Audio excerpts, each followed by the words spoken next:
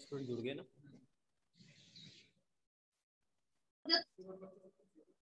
हाँ, good morning students, join करिए बेटा। Good morning sir. मॉर्निंग बेटा। Good morning sir. Good morning sir. Good morning good morning sir. Sir. Good morning sir. Good morning sir. Good morning sir. Good morning sir. Good morning sir.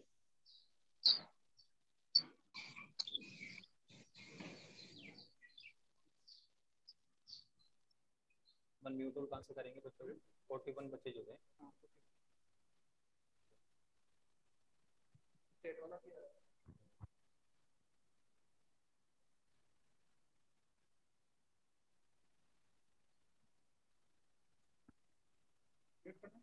Mute करेंगे। ये नीचे आ रहा है इसको।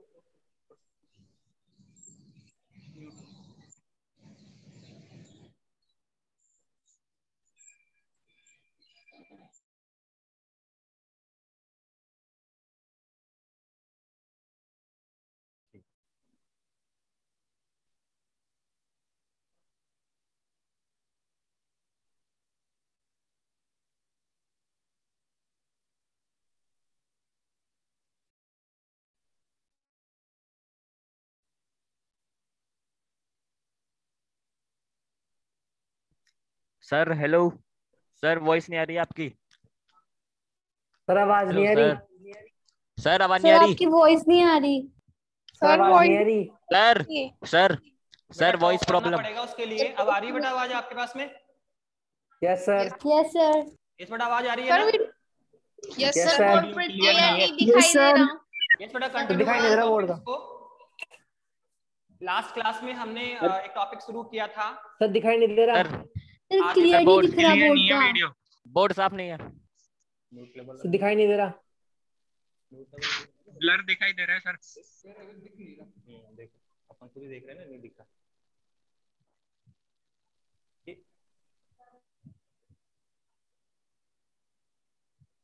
Sir बिल्कुल नहीं दिख रहा अब तो।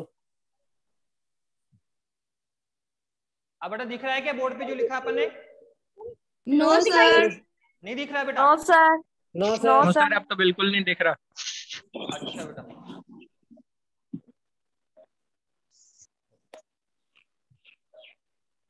सर कुछ दिखाई नहीं दे रहा। बेटा एक मिनट रुको। ज्यादा ब्राइटनेस वॉइस भी नहीं आ रही।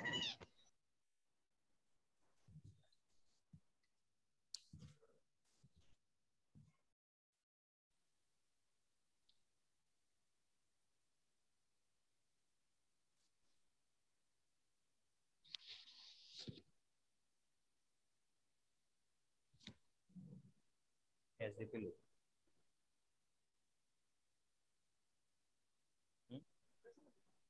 चलो करते हैं इसको। नहीं दिख रहा। म्यूट ऑल तो कर दिया क्या पहले? तो बच्चा बोल के इसके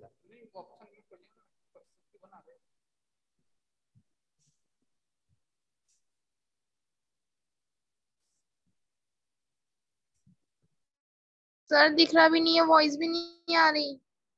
व्यू कंप्लीट।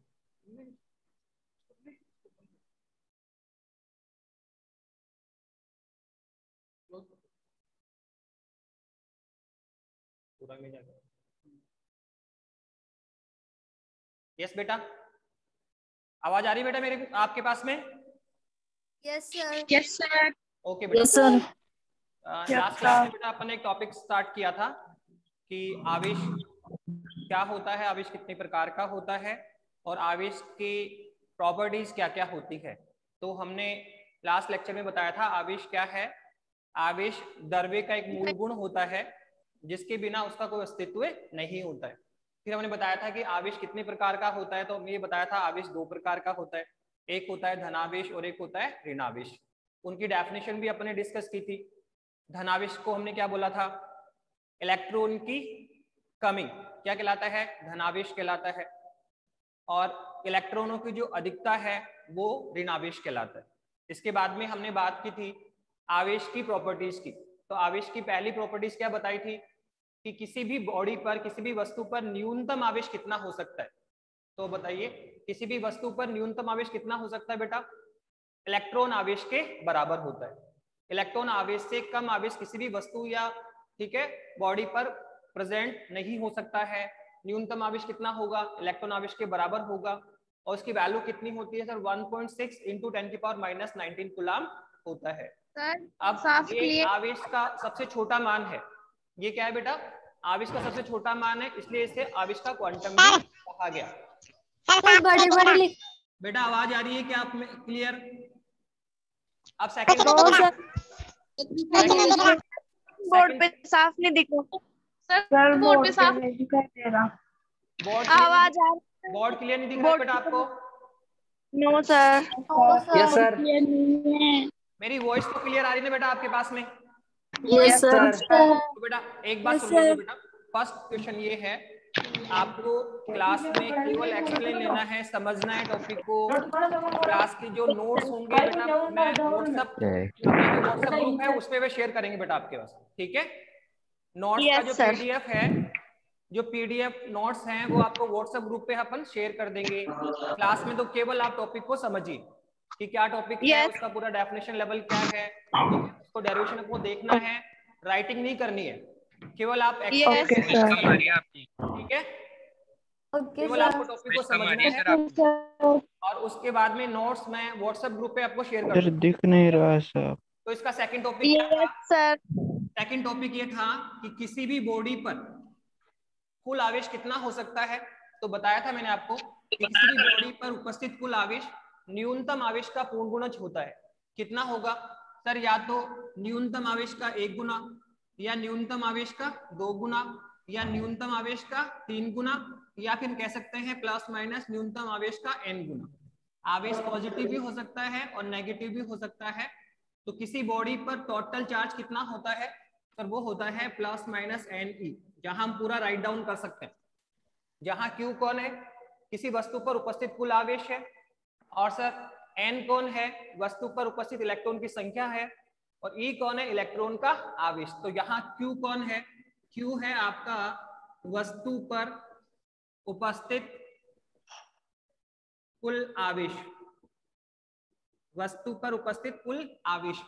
N कौन है सर? ये है इलेक्ट्रॉन की संख्या, वस्तु पर उपस्थित इलेक्ट्रॉन की संख्या।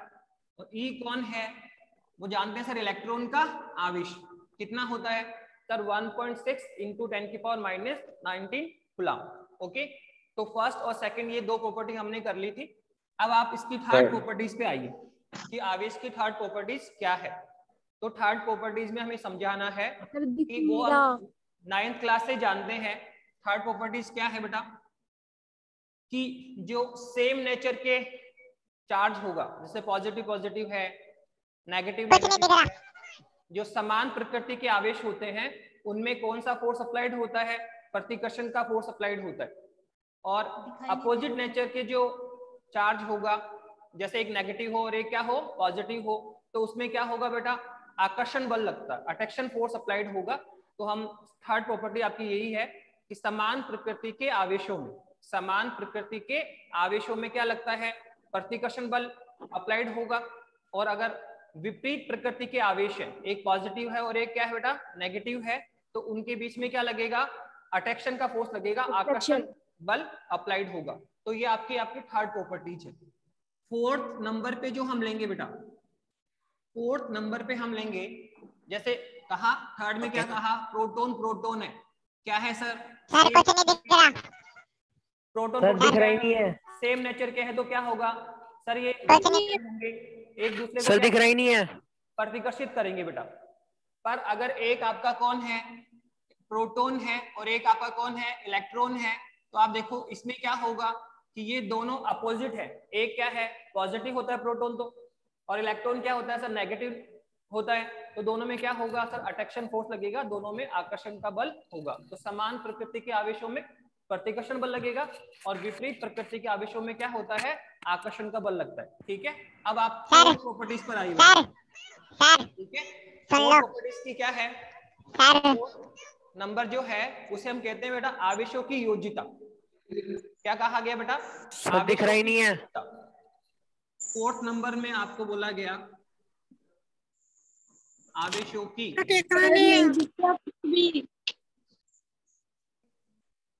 की योज्यता का क्या अर्थ है कि हम किसी भी बॉडी पर टोटल चार्ज या कुल आवेश कैसे कैलकुलेट करें। हमें निकालना किसी वस्तु पे कुल आवेश कितना है, तो हम उसको कैसे कैलकुलेट करते हैं वो हम समझेंगे आवेशों की योज्यता में।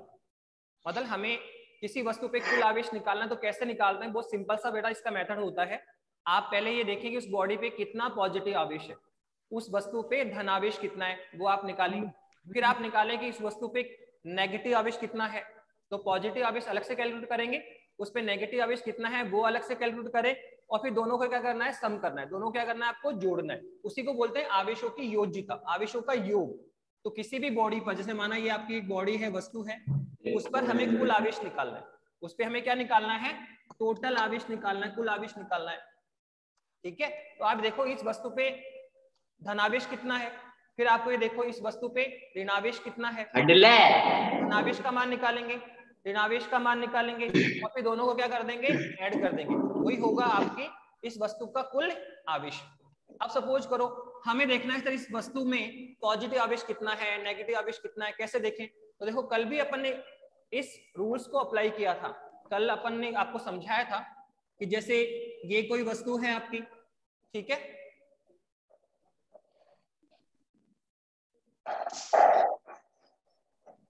नहीं दिखा,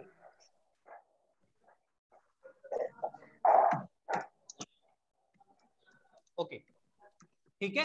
कल हमने बात की थी कि किसी भी बॉडी पे टोटल चार्ज कैसे निकालते हैं, ये हमने कल भी अप्लाई किया बेटा, बताया था मैंने आपको। सपोज करो इस वस्तु पे क्या है सर, 5 प्रोटॉन प्रेजेंट है और इसमें 5 इलेक्ट्रॉन प्रेजेंट है। 5 तो कौन है, प्रोटॉन है, और 5 कौन है, इलेक्ट्रॉन है। तो ये इसका कौन है, पॉजिटिव आवेश, और इसमें नेगेटिव आवेश कितना है, -5 ही है। तो इसका टोटल चार्ज अपन ने कैसे निकाला था, वही देखा अपन ने। इसमें पॉजिटिव चार्ज कितना है, इसमें नेगेटिव चार्ज कितना है, इन दोनों को कैलकुलेट किया, और इन दोनों को क्या करना है, मुझे इनको सम करना है। ठीक है, तो आप दोनों को ऐड करें, +5e प्लस -5e, तो टोटल चार्ज कितना होगा, 0। टोटल चार्ज कितना होगा, 0। तो आपने देखा इस वस्तु पे उपस्थित कुल आवेश कितना है बेटा, 0 है।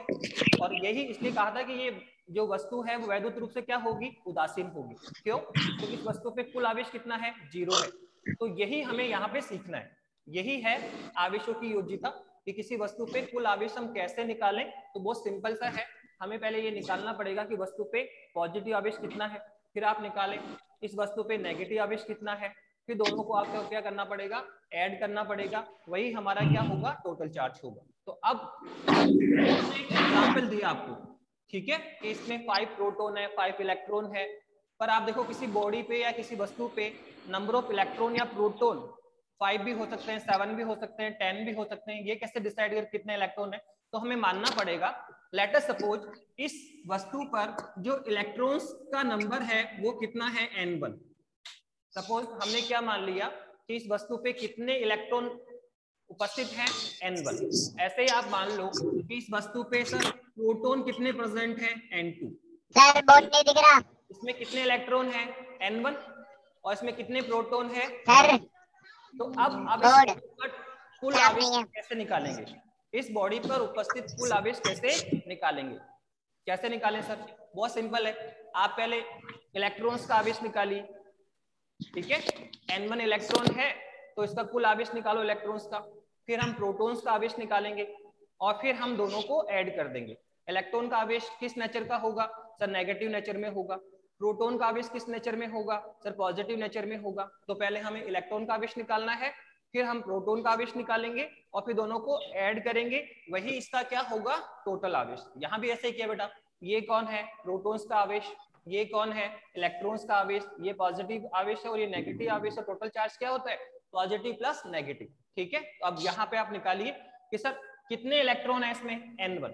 कितने इलेक्ट्रॉन है n1। और हम ये भी जानते हैं कि एक इलेक्ट्रॉन के पास कितना चार्ज होता है सर E, चाहे इलेक्ट्रॉन हो चाहे प्रोटॉन हो, दोनों के पास जो आवेश की मात्रा है वो क्या होती है, सेम होती है। कितनी होती है सर, E इलेक्ट्रॉन आवेश के बराबर होता है।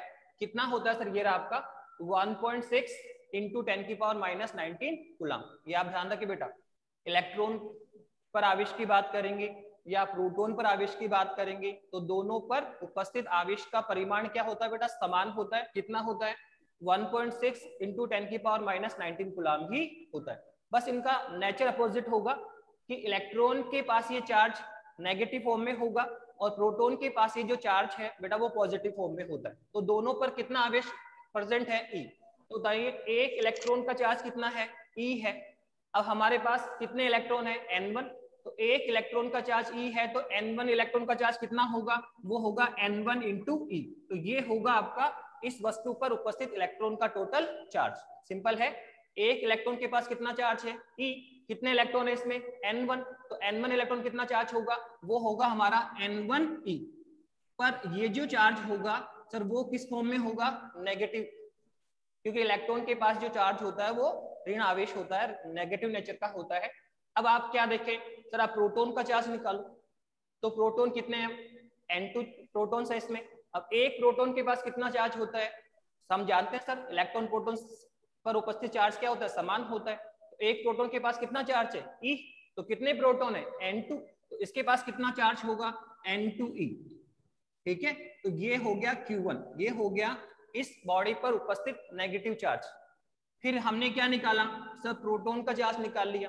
कितना आया सर, N2E। तो ये है इस बॉडी पर उपस्थित पॉजिटिव चार्ज। ठीक है, तो आपने इलेक्ट्रॉन का आवेश निकाल लिया, फिर प्रोटॉन का आवेश निकाला आप, या फिर ऐसे बोले इस वस्तु पे ये नेगेटिव आवेश उपस्थित है, इतना इस पर पॉजिटिव आवेश उपस्थित है। तो टोटल चार्ज कितना होगा, बताया था आपको, पॉजिटिव प्लस नेगेटिव। इस वस्तु पे धनावेश कितना है, ऋणावेश कितना है, उन दोनों को आप कैलकुलेट करें और ऐड कर दें, वही हमारा क्या होगा, टोटल चार्ज होगा। तो देखो हमने पहले क्या निकाला, नेगेटिव चार्ज निकाल लिया, फिर क्या निकाला, इसका पॉजिटिव चार्ज निकाल लिया। तो टोटल चार्ज क्या होगा, इन दोनों को आप ऐड करें तो कितना आएगा बेटा, ये आएगा Q1 प्लस Q2। तो Q1 की वैल्यू कितनी है, वो है आपकी -N1E प्लस Q2 की वैल्यू कितनी है, वो है आपका N2E। अब दोनों से हम क्या कर सकते हैं, E कॉमन निकाल लें तो हमारे पास कितना आएगा, ये आएगा N2 माइनस N1E। तो ये है आपका टोटल चार्ज। इस फॉर्मूले से हम किसी भी वस्तु पे कुल चार्ज की कैलकुलेशन कर सकते हैं, किसी वस्तु पे कुल आवेश कितना है वो हम कैलकुलेट कर सकते हैं। और आप देखो यहाँ जो हमने फॉर्मूला अप्लाई किया था वो सेम ही है। ठीक है, यहाँ पे इलेक्ट्रॉन का आवेश निकाला, प्रोटॉन का आवेश निकाला, दोनों को ऐड कर दो, यही फॉर्मूला हम यहाँ पे अप्लाई कर रहे हैं। आप चेक भी कर सकते हैं, हमारे पास फॉर्मूला क्या है, फॉर्मूला है हमारे पास N2 माइनस N1 और E, यही है ना आपका। N1 कौन है, इलेक्ट्रॉन्स, N2 कौन है, प्रोटॉन्स। अब बताइए इसमें इलेक्ट्रॉन कितने हैं, 5, प्रोटॉन कितने हैं, 5। तो यहाँ पे कितना आएगा, 5 माइनस 5 E, कितना आया आपके पास, देखो कट करके आओ 0। तो इस बॉडी पे टोटल चार्ज कितना है, 0। तो आप इस फॉर्मूले से निकालेंगे तो भी सेम टोटल चार्ज कितना आ रहा है, 0 आ रहा है। और आप रफली देख रहे हैं, आप देख लें 5 प्रोटॉन है 5 इलेक्ट्रॉन है, तो हम इसको देख सकते हैं बेटा।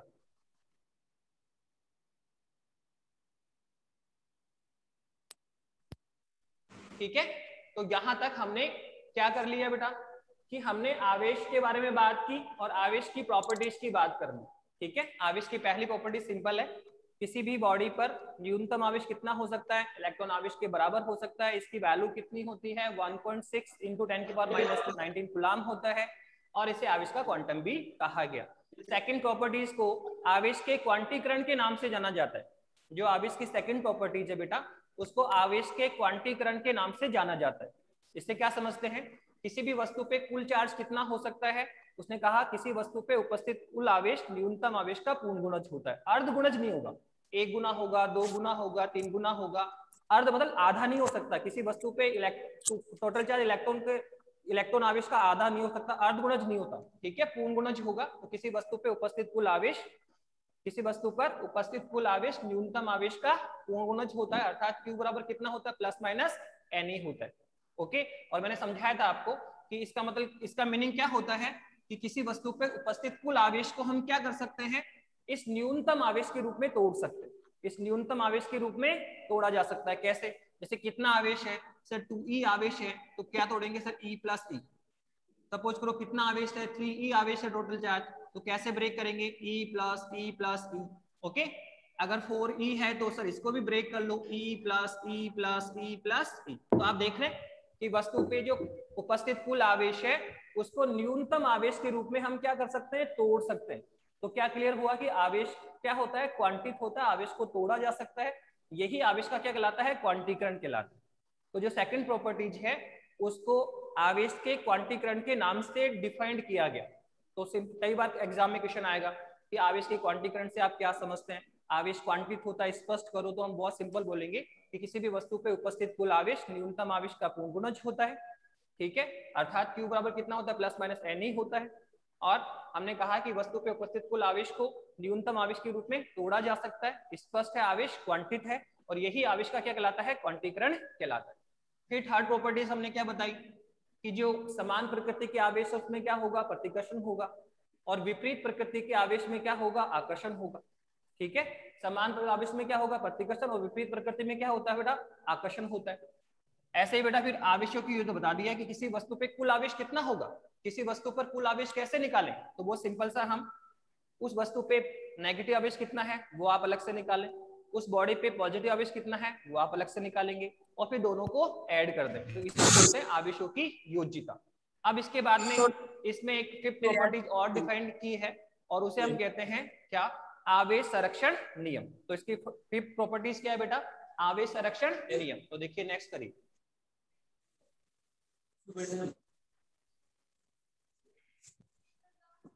बेटा आवाज आ रही है मेरी आपके पास में? हाँ सर, अभी तो बोर्ड भी क्लियर दिख रहा है। यस बेटा, एक बात बेटा लिसन करो, मैंने बताया क्लास में आपको केवल एक्सप्लेन पे ध्यान देना, आपको टॉपिक समझ में आना चाहिए, उसका डेरिवेशन ध्यान रखो।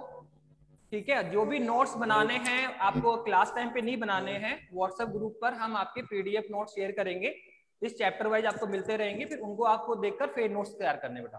क्लास में तो केवल आप क्या करें कि टॉपिक में जो भी आपको उसको ना समझना है, राइट डाउन नहीं करना आपको। ठीक है आपके, ठीक है, ठीक है, पिन ऑफ साइलेंस लिसन करें, समझे, और कोई डाउट्स हो तो फिर अपन बात कर लेंगे बेटा। Yes sir. ओके, तो इसकी जो फिफ्थ प्रॉपर्टी है बेटा वो क्या है, वो है आवेश संरक्षण नियम। देखो जो फिफ्थ नंबर पे है वो है आपका आवेश संरक्षण नियम। बेटा ये जो प्रॉपर्टीज है ये भी आप देखो 9th स्टैंडर्ड से हम स्टडी करते आ रहे हैं। ठीक है, 9th लेवल पे 10th लेवल पे आपको ये टॉपिक मिल गया होगा, आवेश संरक्षण नियम क्या होता है। तो आपने जैसे ऊर्जा संरक्षण नियम हमने पढ़ा है कि ऊर्जा को ना नष्ट किया जा सकता है, ना ही ऊर्जा को हम उत्पन्न कर सकते हैं, केवल ऊर्जा को क्या कर सकते हैं, एक रूप से दूसरे रूप में हम परिवर्तित कर सकते हैं। ठीक है, तो ऐसे ही बेटा आवेश संरक्षण नियम भी इसी बेस पर है कि ना तो हम आवेश को उत्पन्न कर सकते हैं, ना ही आवेश को नष्ट किया जा सकता है। कोई भी चार्ज है हम सोच रहे हैं कि हम आवेश को डेवलप कर लेंगे, तो हमारा सोचना गलत है, या आवेश को हम डिस्ट्रीब्यूट कर देंगे, नष्ट कर देंगे, ये भी हमारा सोचना गलत होगा। ना तो हम आवेश को उत्पन्न कर सकते हैं, ना ही हम आवेश को नष्ट कर सकते हैं, केवल आवेश का क्या कर सकते हैं, स्थानांतरण किया जा सकता है। आवेश को एक वस्तु से दूसरी वस्तु पे हम क्या कर सकते हैं, स्थानांतरित कर सकते हैं। अब देखो समझिए, तो यही नियम है आवेश संरक्षण नियम, बहुत सिंपल है। आवेश संरक्षण नियम के अनुसार आवेश को ना नष्ट किया जा सकता है, ना ही आवेश को उत्पन्न किया जा सकता है, केवल आवेश को हम क्या कर सकते हैं बेटा, एक वस्तु से दूसरी वस्तु पे क्या कर सकते हैं, स्थानांतरित कर सकते हैं। एक बॉडी से इलेक्ट्रॉन निकलेगा, सेकंड बॉडी पर पहुंच जाएगा, जहां से इलेक्ट्रॉन निकला वहां पे इलेक्ट्रॉन की कमी तो पॉजिटिव, और जहां पे इलेक्ट्रॉन पहुंच गया वहां इलेक्ट्रॉन की क्या होगी, अधिकता, और वो बॉडी क्या होगी, नेगेटिव। देखो मैं आपको समझा रहा हूं कैसे। हमने कल अपने किया था, ये अपने कल देखा था कि सर हमने दो वस्तुएं ली और बताया था कि सर इस पे माना कितने प्रोटॉन है 5, इलेक्ट्रॉन कितने हैं 5। ऐसे ही सपोज करो इसमें इलेक्ट्रॉन कितने हैं 5 और प्रोटॉन भी कितने हैं 5।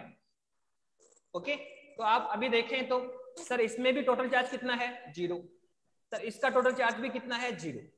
आप देखो अगर मैं इसका टोटल चार्ज निकालूं, कैलकुलेट करूं तो कितना आएगा, तो ये plus 5e plus minus 5e equivalent कितना आने वाला है 0। तो आप देखो ये जो फर्स्ट बॉडी है सर वो भी क्या है, न्यूट्रल है, उदासीन है, टोटल चार्ज कितना है 0। ऐसे अगर हम इसको देखेंगे तो सर यहाँ भी हम अगर देखें तो टोटल चार्ज कितने आने वाला सर, वही 5e पॉजिटिव प्लस नेगेटिव कितना है वो देखें, टोटल निकाले कितना आएगा 0। तो आप देख रहे हैं कि यहां तक हमने देखा कि ये वस्तु भी क्या है, उदासीन है, और ये आपकी जो दूसरी वस्तु है सर वो भी क्या है, उदासीन है, क्योंकि टोटल चार्ज कितना है 0। ये भी, इस पे कोई आवेश नहीं है, इस पे भी कोई आवेश नहीं है।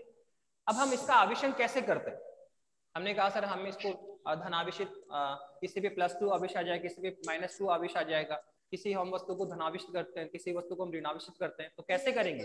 तो देखो इसमें हम क्या करते हैं कि आवेश क्या होता है कि एक वस्तु से निकलकर दूसरी वस्तु पे क्या होगा, स्थानांतरित होता है। यहाँ से इलेक्ट्रॉन निकलेंगे यहाँ पहुंच जाएंगे, या फिर यहाँ से इलेक्ट्रॉन निकलेंगे यहाँ पहुंच जाएंगे, तो आवेश को स्थानांतरित करते हैं हम लोग। तो सपोज करो हमने कहा कि सर यहाँ से सपोज कीजिए कि 3 इलेक्ट्रॉन है जो यहाँ से मूव कर रहे हैं और यहाँ पर आ रहे हैं। सपोज कीजिए यहाँ से 3 इलेक्ट्रॉन निकलेंगे और यहाँ पर आए, तो क्या होने वाला, अब नया स्ट्रक्चर बनेगा, नया डायग्राम बनेगा, वो कैसे बनेगा देखो। अब सपोज करो यहाँ से 3 इलेक्ट्रॉन निकल रहे हैं, ठीक है, तो अंडरस्टूड है सर, यहाँ 3 इलेक्ट्रॉन कम हो जाएंगे, ठीक है, यहाँ से 3 इलेक्ट्रॉन निकल रहे तो यहाँ 3 इलेक्ट्रॉन कम हो जाएंगे, और सर यहाँ 3 इलेक्ट्रॉन पहुंच रहे हैं तो यहाँ 3 इलेक्ट्रॉन क्या हो जाएंगे, अधिक हो जाएंगे। तो अब नया स्ट्रक्चर क्या होगा sir, proton, number of proton तो वही है सर, यहाँ से 3 इलेक्ट्रॉन कम करें तो कितना आ जाएगा सर, 5 है तो कितना बचेगा सर, -2e बचेगा, 2 इलेक्ट्रॉन बचेंगे। और सर जब इलेक्ट्रॉन यहाँ पहुंच रहे हैं तो अंडरस्टूड है कि यहाँ नंबर ऑफ इलेक्ट्रॉन क्या हो जाएंगे सर, इंक्रीज हो जाएंगे, ठीक है, प्रोटॉन्स तो वही रहेंगे +5e। इलेक्ट्रॉन कितने थे आपके पास में, 5 थे, अब कितने हो गए सर, 3 इंक्रीज हो जाएंगे, ठीक है। तो क्या होगा सर, अब हम बात करें सर -3 कितना होगा 8e, यहाँ पे 8 इलेक्ट्रॉन हो जाएंगे, लिखना पड़ा है ना, वॉइस जा रही है, ठीक है बेटा। तो हम क्या देख रहे हैं कि सर हमने कहा कि यहाँ से 3 इलेक्ट्रॉन इस सेकंड बॉडी पे ट्रांसफर हुए, तो ऐसा करने से क्या हुआ कि अब देखो पहले तो क्या था कि जितना पॉजिटिव है उतना ही क्या है, नेगेटिव है, टोटल चार्ज कितना आ रहा है 0, और ये क्या है, उदासीन है, ठीक है। लेकिन अब देखो क्या बैलेंस है क्या, नहीं सर, अब पॉजिटिव चार्ज कितना है 5e और नेगेटिव चार्ज कितना हो गया -2e, ठीक है, प्रोटॉन्स अधिक है यहाँ पे और इलेक्ट्रॉन्स की क्या हो गई, कमी हो गई। तो आप देखो यहाँ पे अब कितना चार्ज आएगा, फिर यहाँ पे आ जाएगा +3 चार्ज आएगा, कितना चार्ज आया सर, +3 चार्ज बोलेंगे यहाँ पे अपन लोग, ठीक है। और अगर हम टोटल चार्ज निकाले तो देखो अब +3 ही आने वाला, कैसे सर, प्रोटॉन कितने, पॉजिटिव कितना है +5e प्लस नेगेटिव कितना है -2e। कल हमने ये देखा आपको, अभी समझाया आपको कि टोटल चार्ज कैसे निकालते हैं, बताइए, ठीक है। टोटल चार्ज कैसे निकालेंगे, टोटल चार्ज हम सिंपल सा निकाल सकते हैं कि positive charge plus negative charge, तो टोटल चार्ज निकाले कितना होगा, आप देखो सर +3e होगा, तो इस बॉडी पर अब कितना चार्ज आ जाएगा, +3 चार्ज आ जाएगा। तो अब हम कहेंगे कि ये बॉडी क्या हो चुकी है, धनावेशित हो चुकी है, क्या हो चुकी है, धनावेशित हो चुकी है। ऐसे ही आप देखो इसका टोटल चार्ज निकालिए, तो अब इसका टोटल चार्ज कितना होगा, तो आप देखो यहाँ पे कितना है, +5e, ये पॉजिटिव चार्ज है, प्लस -8e, ये कौन है आपका, नेगेटिव चार्ज है, तो टोटल चार्ज कितना हो जाएगा, तो टोटल चार्ज हो जाएगा -3e। अब ये वस्तु यहाँ पे जो चार्ज होगा सर वो कितना आएगा, -3e होगा, और यहाँ पे कितना होगा, +3e होगा। सिंपली हम इसको +3 और -3 ही बोलते हैं। तो आप देख रहे हैं कि सर यहाँ दोनों वस्तुएं क्या थी, उदासीन थी, पर जैसे यहाँ एक बॉडी से इलेक्ट्रॉन निकला और सेकंड बॉडी में ट्रांसफर हुआ, तो एक पर क्या हुआ, इलेक्ट्रॉनों की कमी, तो ये धनावेशित हो गया, और एक पर इलेक्ट्रॉनों की क्या हुई, अधिकता, तो ये क्या हो गया, ऋणावेशित हो गया। क्या हो गया, ये ऋणावेशित हो गया,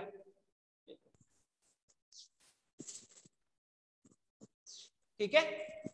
तो क्या कहा सर, अब हम सोच रहे हैं कि सर ये धनावेशित हो गई है और सर ये ऋणावेशित हो गई, तो हम कह रहे हैं कि सर यहाँ पे आवेश उत्पन्न हो गया, सर यहाँ भी आवेश उत्पन्न हो गया। जबकि आप इसको डेप्थ तक समझेंगे तो यहाँ कोई आवेश ना तो उत्पन्न हुआ है ना ही आवेश नष्ट हुआ है, केवल आवेश का ट्रांसफर हुआ है। देखिए आप यहाँ पे टोटल चार्ज कितना था, 5 और 5, सपोज करो 5 प्रोटॉन 5 इलेक्ट्रॉन, कितना है 10, यहाँ भी कितना है 10, टोटल कितना था 20, ठीक है।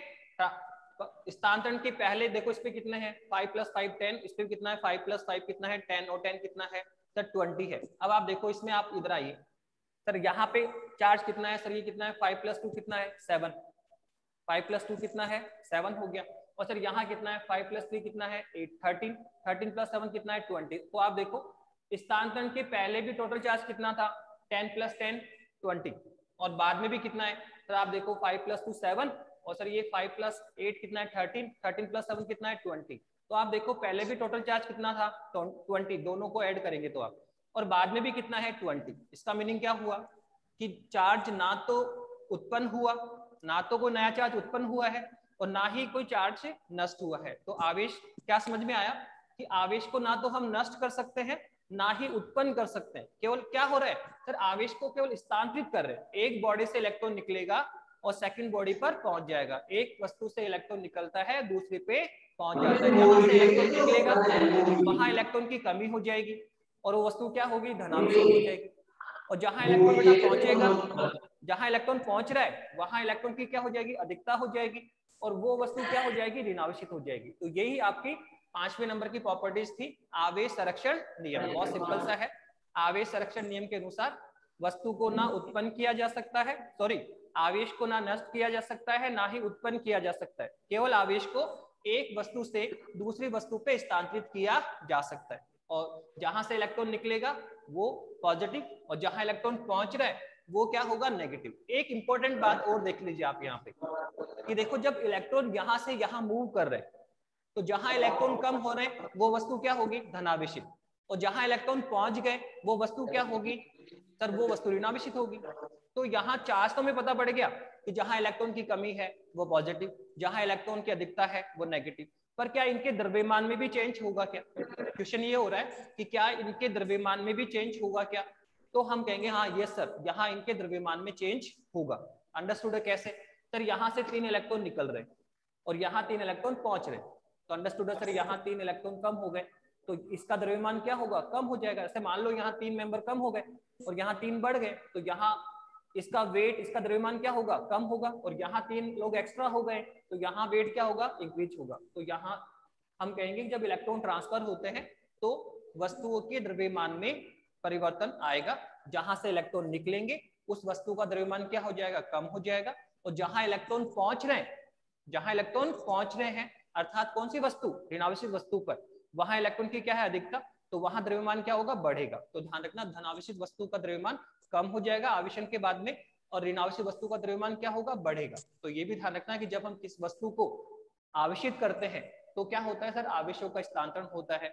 इलेक्ट्रॉन एक बॉडी दूसरी बॉडी पे मूव करते हैं। एक जगह इलेक्ट्रॉन की कमी धनावेश, एक जगह इलेक्ट्रॉन की अधिकता ऋणावेश, और जहां से इलेक्ट्रॉन निकलेंगे तो उसका द्रव्यमान कम हो जाता है और जहां इलेक्ट्रॉन पहुंच रहे हैं वहां द्रव्यमान क्या हो जाएगा इंक्रीज हो जाएगा। अब एक इंपॉर्टेंट बात सर, इसका कोई एग्जाम्पल है क्या आवेश संरक्षण नियम की? कोई एग्जाम्पल उदाहरण जो रेगुलर लाइफ में हम यूज करते हैं? तो बहुत सिंपल सा है कि हम बहुत सारे एग्जाम्पल है जो हम रेगुलर लाइफ में इसको लेकर देखते हैं। फॉर एग्जाम्पल सबसे पहला एग्जाम्पल, अगर आप कॉम ले लें, आप क्या ले लें कॉम ले कंघा लें और उसको हम बालों में क्या करें घर्षित करें, क्या करें घर्षित करें। तो जैसे आप कॉम को बार बार बालों में घर्षित करेंगे तो आप देखो उस समय बाद में क्या होगा कि सर कॉम से इलेक्ट्रॉन निकलकर बालों पे ट्रांसफर होंगे या बाल से इलेक्ट्रॉन निकलकर किस पे ट्रांसफर हो जाएंगे कॉम पर। ठीक है, क्या होगा हमें कॉम लेना है, कॉम को बालों पे बार बार क्या करना है कॉम को चलाना है। ठीक है, तो घर्षण के कारण क्या होगा एक वस्तु से इलेक्ट्रॉन निकलेगा और सेकंड वस्तु पर ट्रांसफर हो जाएगा। अब जहां से इलेक्ट्रॉन निकला वो क्या हो जाएगा पॉजिटिव और जहां से इलेक्ट्रॉन पहुंच रहा है वो वस्तु क्या हो जाएगी नेगेटिव। तो अगर हम कॉम को बार बार बालों पे चलाएंगे घर्षण करेंगे तो एक बॉडी से इलेक्ट्रॉन निकलकर सेकंड पे पहुंचेंगे, तो जहां से इलेक्ट्रॉन निकलेंगे वो क्या हो जाएगी पॉजिटिव और जहां इलेक्ट्रॉन पहुंच गया वो क्या हो जाएगा नेगेटिव। तो बाल कॉम को बालों पे लगातार हम घर्षण करते हैं तो कंघा और बाल दोनों विपरीत प्रकृति के आवेश से क्या हो जाता है आवेशित हो जाता है।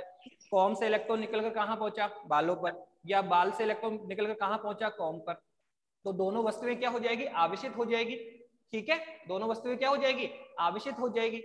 और कैसे सर विपरीत प्रकृति के आवेश से आवेशित होगी, हम इसको देख भी सकते हैं। अगर आप बार बार कॉम को चलाते रहते हैं तो आप देखो कुछ समय बाद में क्या होता है। ठीक है, कॉम और बालों में क्या होता है अट्रैक्शन देखने को मिलता है।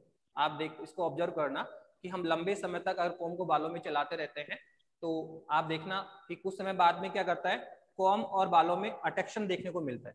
ठीक है, जो कॉम है वो बालों को क्या करता है, अपनी ओर अट्रैक्शन आकर्षित करता है। ठीक है, बाल कॉम पे आके चिपकने लगते हैं।